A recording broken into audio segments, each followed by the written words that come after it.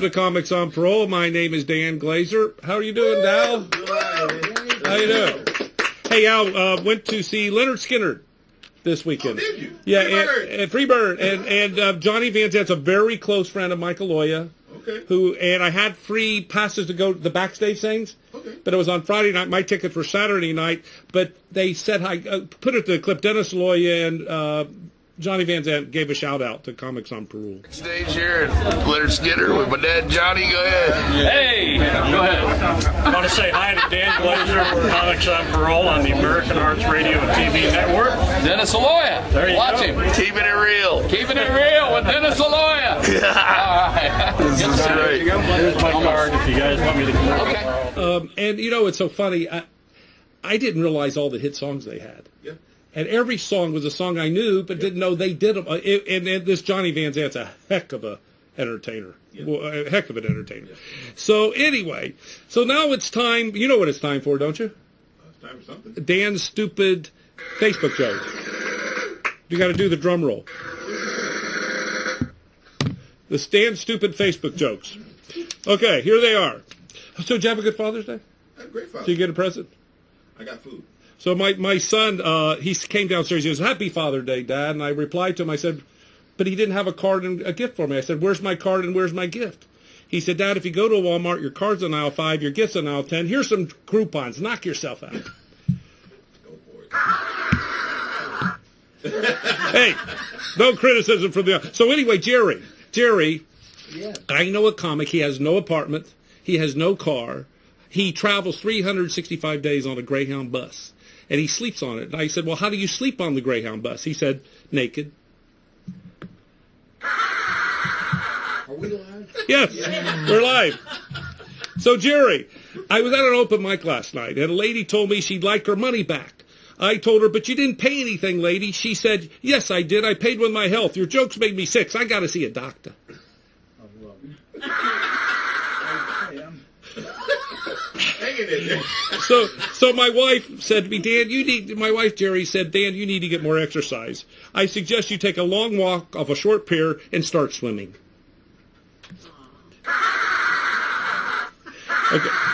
Okay, let's go. Okay, I have the most supportive wife, Jerry.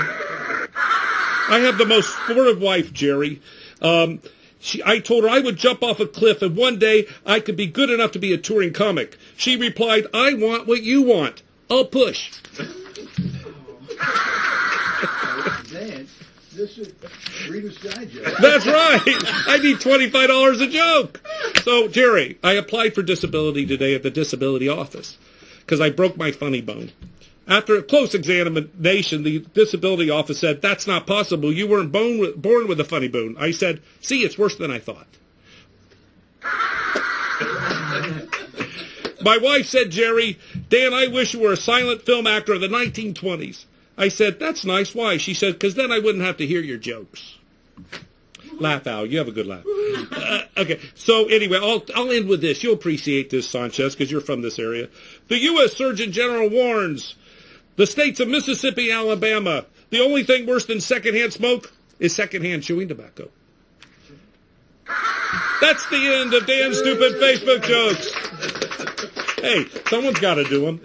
Okay, now we want to welcome to the stage a young, talented man. He's a straight-A student, I understand. He's very popular with the chicks. He's a young man. He's an entertainer. He's a singer. He even does jokes. Welcome to the stage, Ray Rockman of Jagco.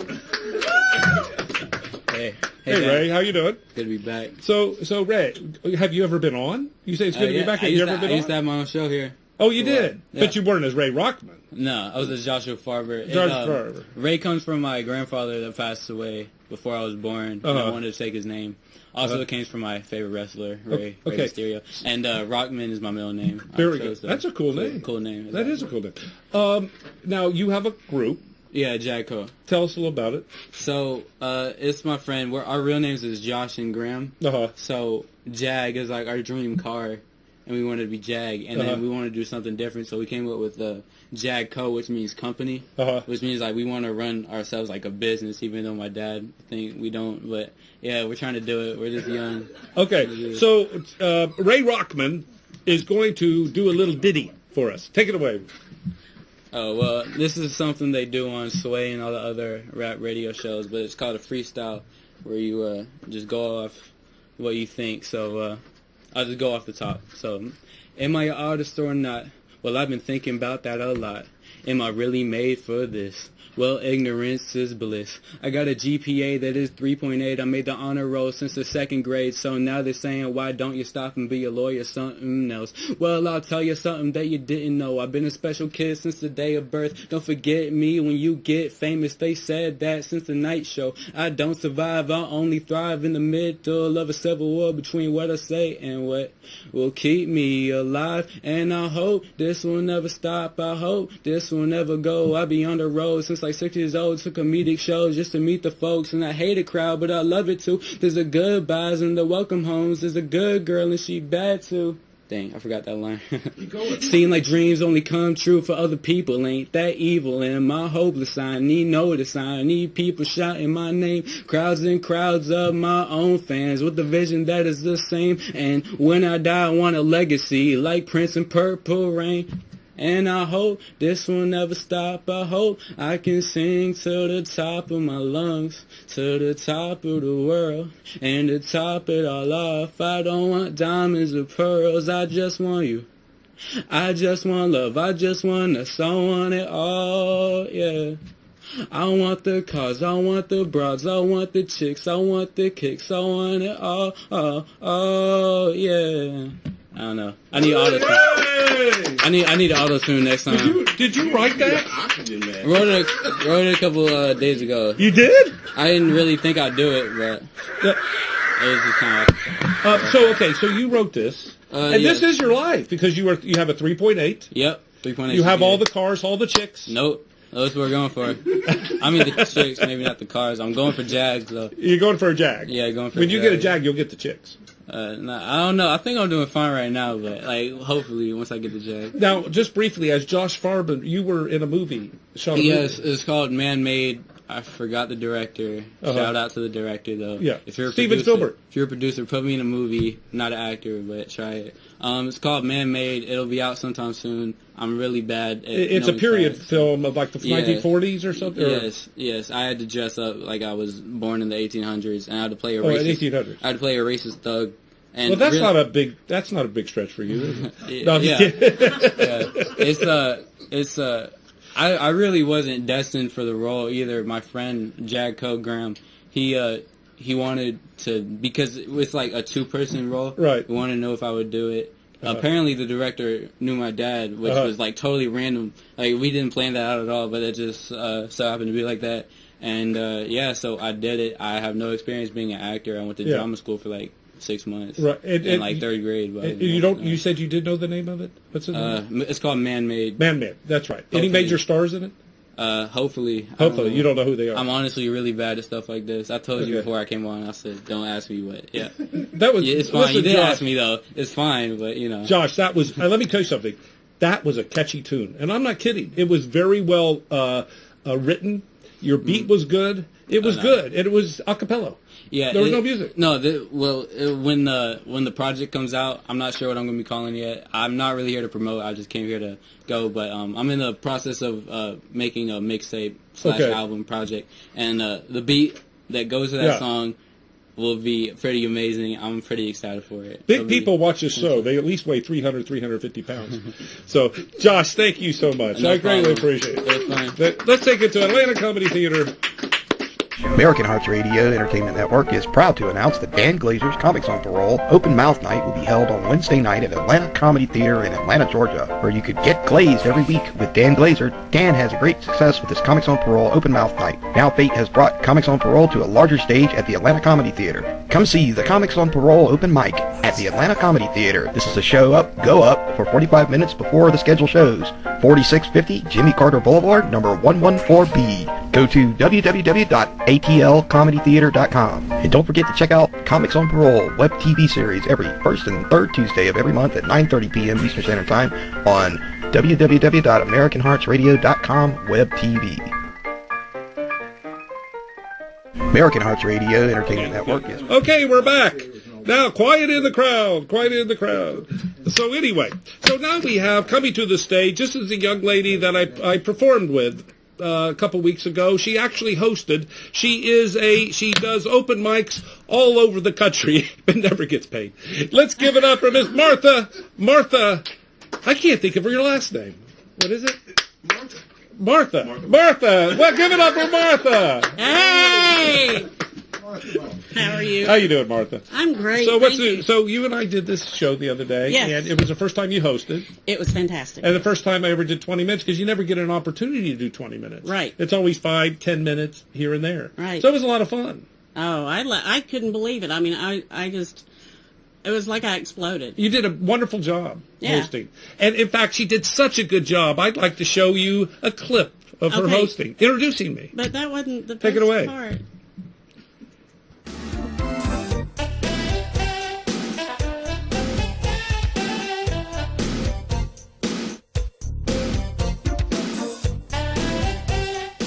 Right now, he was offered a show on American Hearts Radio. It's called Comics on Parole, which he's been doing for 3 years. A very successful band. So I would like to introduce you to Daniel. I just forgot your last name. This is Daniel, y'all. And when I get off the stage, I'm going to remember his name, and he's going to call me Mud for the rest of his life. Tell me. You're Mud. Was that what you said? Okay, anyway, thank you very much. So. Okay, the rest of the show was fantastic. It was fantastic. It was fantastic. That's He picked the one time I messed up, but that's okay. Her last name is Fritz. I had to get back at her. It's broken. So that was the one time. That was So it. let me ask you. So is that your first paying gig? You might have had other paying gigs. I right? have. Yeah. Stand up. But the hosting you like is spontaneous, right? Oh, you get to kind of make it up as you go. I get to use my improv skills and it was a real happy crowd. It was a swingers group. No. Oh, really? no, it was a dating club. Yeah, it was a dating club. It was a dating club. So anyway, you did a setup there that I really enjoyed about your doggie. So I'm going to get off the stage and you do it. Let's see how it goes. You want me to share about SIBO, huh? Yeah, SIBO. Okay. Take it away. Now, I got divorced. I spent 16 years being married to my baby daddy for 16 years. And after my divorce, I decided that I wasn't cool enough to date because when I started dating, someone asked me if I was 420 friendly, and I said AM or PM. All right. No one laughed. I thought that was funny. I'm kind of grouchy in the morning, but... Oh, thank you. But I did. I studied dogs. I tried to figure out which dog I wanted to get. And I broke it down to either a Dachshund or a Chihuahua. And so, I'm not kidding, hand to God. Could not make the commitment. You know, everybody's like, you don't need the responsibility. I went to a gas station on a Sunday afternoon. A man came in and said, does someone want a dog? Handed me a 6-pound Chiweenie. Yeah, so it was a Chihuahua and a Dachshund. She makes me so happy, and so I named her Placebo. And so I call her SIBO for short because she makes me excited and happy without any hangover. You know, and it's not illegal. And one thing about SIBO is I believe that your pets, it's kind of like God can't be here to hug you, so your pets kind of do it, or are supposed to. And every time I walk in the door, she's crazy. You know, I walk in, she'll be asleep, And then she'll jump and she'll, oh my gosh, you're back. I didn't know you were going to come back. I know you leave every day and I know you always come back, but can I lick your ankles? I know you hate when I lick your ankles, but why don't you play fetch with me? You bought me this toy. What? I threw it myself, so you do the same thing. I love you. Don't you know you're my God? How can you not love that? How can you not love that? Now, I have another pet, and I think of this as relationships. You know, we're all codependent on somebody. Sibo's codependent on me. I have a cat. He's a 23-pound Persian. He's 8 years old. He hates me. I don't know why. His name is Harvey. Every time I walk into the house, he takes this position. I'm like, kitty, kitty, kitty, kitty. Kitty. And he'll look up. Do you see what I'm doing here? Do you see what I'm doing? I'm sitting here licking where my balls used to be. So I try to, you know, be nice to him because he did go through this trauma, and he won't let me pet him until I do this one thing. He says, you want to touch me? You want to stroke my fur? Well, you better go get that box and shake it like you mean it. Shake it! You know. So, yeah, Harvey makes me work harder to get affection, where Sibo just gives it for free. Anyway, that was kind of the story about me. And no one laughed. They're all looking at me like I'm lost my mind. That is not true. You got a big laugh. You did. I got one. By the guy sitting in the corner in the back row. No, you got a big laugh. That's why I wanted to do it. It got a huge laugh. Well, I was standing up and... No, it was good. You were more animated. You know, yeah, you were very dramatic. No, it was very, very good. Very good. So what's next for you? I have a show this weekend through Sketchworks. And we're putting on a sketch show on Saturday and Sunday. And it is called Let's Talk About Sketch. It's at 7 o'clock. Please come see us. We'll be in the new theater at the Village Theater. Oh, very good. Yeah, well, yeah. And I get to play death. Come see me kill people, please. Oh, very good. Very good. Can I practice on you? Yes, my wife already does it. Hey, let's show her thing again, her intro where she introduced me again. Do this. Show that for a brief.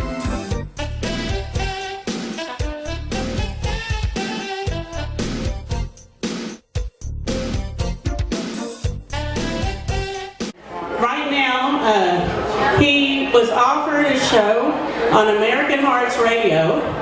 It's called Comics on Parole, which he's been doing for 3 years. A very successful man. So I would like to introduce you to Daniel. I just forgot your last name. I had to play that again. That was fun. That's the best introduction I've ever had. Listen, right now I want to welcome to the stage a young lady. I saw her perform. Okay, let me explain this. We had an open mic last week at the Atlanta Comedy Theater. Yes, and the crowd was kind of funny. Yeah, it was no one was getting any laugh. They were very experienced comics. But you went on stage and you killed. Well, thank you. You're welcome. And so right now I want to introduce to the Comics on Parole desk, Miss Sannchaz Blackmon. Because she did so well last night. Thank you. Right. Now, she's a motivational speaker, she's an actress, she's a writer, she's a comedian. And so, you've done comedy for about 2 years, right? Yes. Okay. What made you start comedy?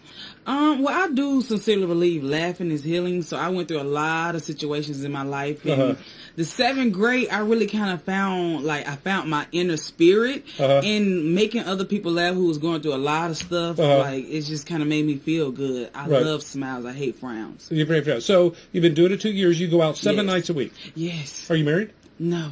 Well, are you looking at a man at these open mics? Or No, not really. No, I mean, I'm one of those type of people, whatever happens. Right. He sends a bartender my way. Of course, I'm married, but doing the comedy is kind of a hobby for me. I find it is not a chick magnet thing. But does it help get you the guys? Do guys come on you? You know what I'm saying? Man, I'm gonna be honest with you. It's a lot of thirst buckets out here. Like, it is. Like, honestly. So, it's difficult. You know, Because in Georgia, honestly, the truth, in Georgia, there's 20 women to one man. So it's hard. Like, it's real hard. Like, it's a trap. Temptation, it's horrible. Okay. So, some nights I may move this ring to this finger and just play it off, but then again, I can't miss my little future husband. Right. So, I like talking noise, and see, a lot of men get it twisted when you're a very flamboyant woman and you very spontaneous. That it comes off flirtatious to certain men, especially that has a lot of insecurities. So I gotta be careful sometimes because they leave their wedding ring, get a little cup holder and a cigarette thing in the car, then they come in and tell jokes and try to rub on your ass. Right. Well, let's take it to Martha's set. Sannchaz set. Especially when the bill collector get to calling my damn phone too much. Yes, I graduated film school, so they want that student loan money. I totally understand. You gonna get your damn money when I get the money. A lot of us in here got degrees and stuff like that, but some of us ain't even in our little training field. It's like, damn, I went to school for 4 years to be a counselor, and I'm not even counseling mental health people because white folks still shooting up churches and shit. Look how they got offended. Like, oh, whatever. It's okay. My godfather is white. He helped put me through college. It's okay. Yes, it's crazy. Because when they get to call on my phone, and I pick up a lot of weird numbers because I'm thinking I'll get booked for a show, so I have no other choice but to pick up. It may be money. Who knows? So I pick up, and have you ever got that phone call when they tell you it's an all-paid trip to Cancun or something like that?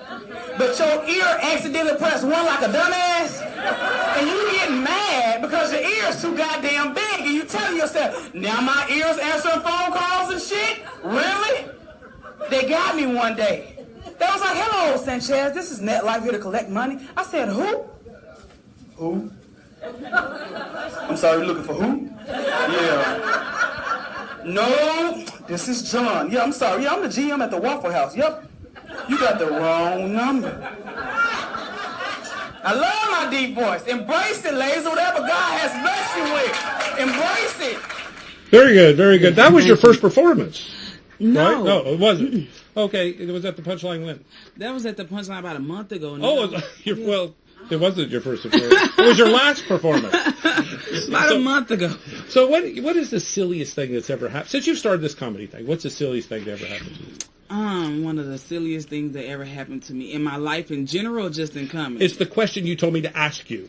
Okay, so I don't really know. So you brought up comedy, so I had to really make sure. Okay, one of the funniest things that ever happened to me in my life, my dad is a retired crackhead. So when I was a younger girl, we stayed out in the country in Mississippi. My grandmother had like 22 dogs. And I had boo-booed on myself one night, and he came in high, and I was crying because I thought I was going to get a butt whipping, so I went and hung the boo-boo drawers above his head, and I'm like, Dad, what do you want me to do with the drawers? He was like, throw them away, toss them out to the dogs. Right. So I tossed my boo-boo drawers out to the dogs. The next morning, I woke up with a wet ass whipping because he was like, them dogs, they got shitty drawers everywhere, all over the yard.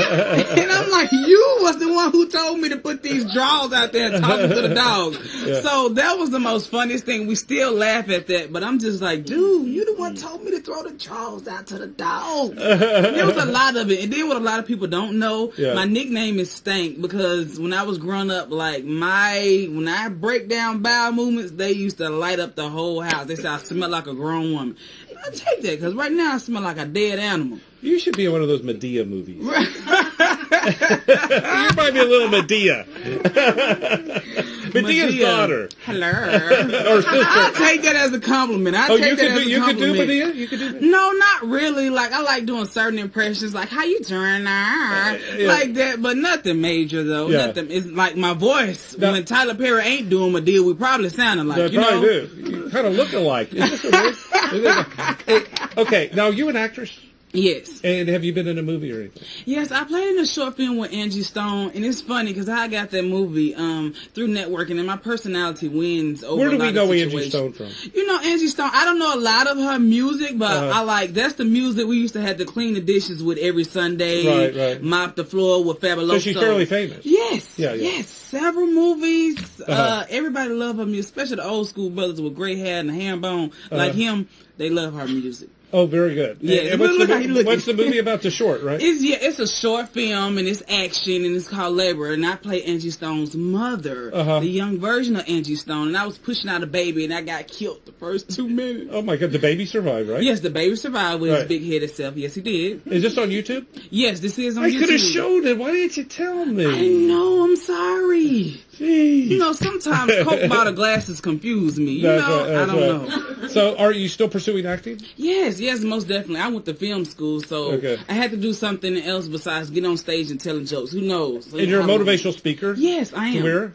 I do shelters, I do schools, I do a lot of youth programs in and out the state, so that's like a big part of my goal to like tell my story to the world besides laughing. Right. But also to let people know you can use your struggles, trials, and tribulations to help you get to success. I sincerely believe in that. So, that's right. Well, Sannchaz, thank you so much. I appreciate it. Thank you. And right now, what's next for you, by the way? What's next for me? I have a motivational speaking gig next Thursday, actually. Okay. And also, I'm working on some short films right now. I'm writing short films. I'm just like steady grinding with the comedy. Very I'm good. all over the place. I mean, you just can't do one thing. That's right. I got multiple gifts. A busy mind's a happy mind. Yes. Thank you so much, Sannchaz. Appreciate it. And right now, I want to welcome to the stage Mr. Jerry Farber. Thank you, Dan. You're welcome, sir.